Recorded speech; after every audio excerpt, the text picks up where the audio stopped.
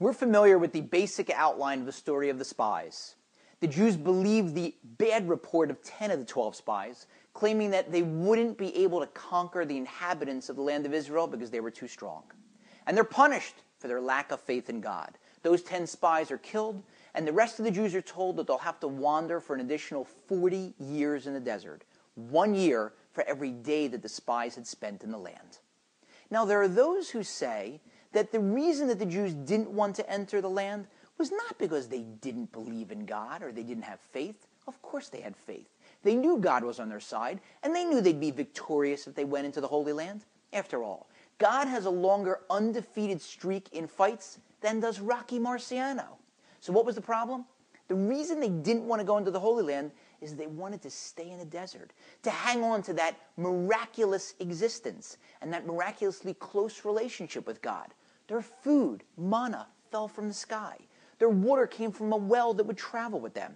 There was a cloud that traveled above them that made sure they had better weather than in San Diego. Their clothes never wore out, so they were able to concentrate on their relationship with God. They didn't have to worry about the things they'd have to concern themselves with in the Holy Land, politics and agriculture. So they wanted to stay in the desert. So if you think of it that way, being told they had to spend another 40 years there wasn't a punishment. It was rather yet another example of God giving people what they wanted, because that's what God does. He'll lead a person in the direction that the person wants to go. Now, I worry sometimes. I love baseball, and I hope to live a long life. But I always wonder, if I'm lucky enough when I shuffle off and I get to heaven, what if I get there and they give me what I love, and they throw me a baseball?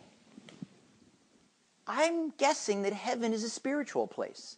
I don't know if I'll have anybody with whom to play. I know you'll tell me that Sandy Koufax, the legendary pitcher for the Dodgers, will also be there, in light of his incredibly inspiring decision not to pitch when the World Series fell out on Yom Kippur. But either way, I've got a problem. If Koufax is restored to his former health, I'll be lucky to even foul a ball off of him. And if not, well, his arm, unfortunately, is shot, and we won't even be able to have a catch. And so like doctors and friends will often tell someone who's a little overweight that they should mix some salads into their diet, perhaps we should be careful to mix some spirituality into our list of priorities.